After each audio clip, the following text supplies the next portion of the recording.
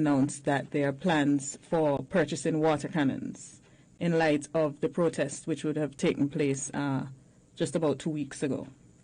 What are your thoughts on this? I think that has to rank as probably the dumbest statement made by an attorney general in the English-speaking world. The idea is just so totally out of bounds, out of order, for so many reasons. You're talking about purchasing water cannon trucks when people don't even have water in their pipes.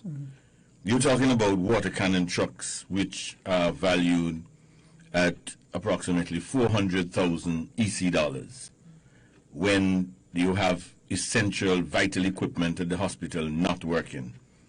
Then when you look at the footage of places where you had water cannons used, I mean, water cannons are extremely dangerous. There are people who have been injured, their eyes have been badly damaged, their clothes torn off.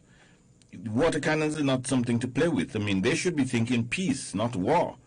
So I am really appalled that the Attorney General would even go down that road. But again, you see, it's part of this knee-jerk reaction without thinking anything through. So they had the issue with the tear gas. Somebody must have told him, well, the tear gas went into people's homes. So he comes up with the bright idea, okay, we're going to use water cannons, without even thinking it through. It's a foolish idea. It's nonsense. And I don't expect it to be repeated again because it is so stupid. I haven't heard one person who is in agreement with this idea of buying water cannon trucks.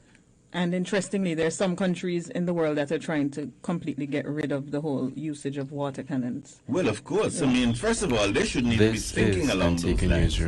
They shouldn't be thinking about how they're going to further suppress people.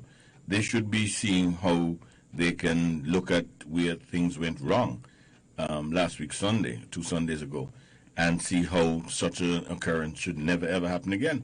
But instead, they seem to be preparing to have people hosed down.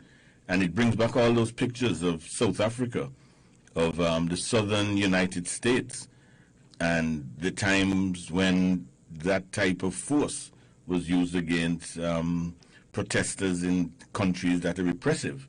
So I think this government has really lost its way. That's my frank opinion. They have lost their way.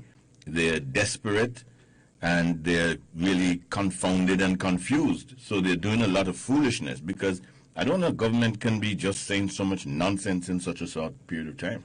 Now, he was quoted in the Daily Observer saying that we have a mature democracy.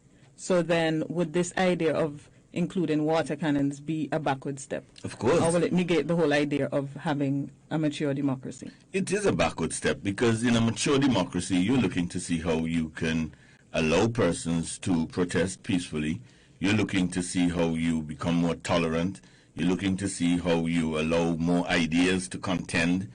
Basically, you do those things which a mature democracy would do, which is to be tolerant of views that are not your views, allowing persons to disagree with you, and to recognize that in a mature democracy, these are the expectations of the people that you govern.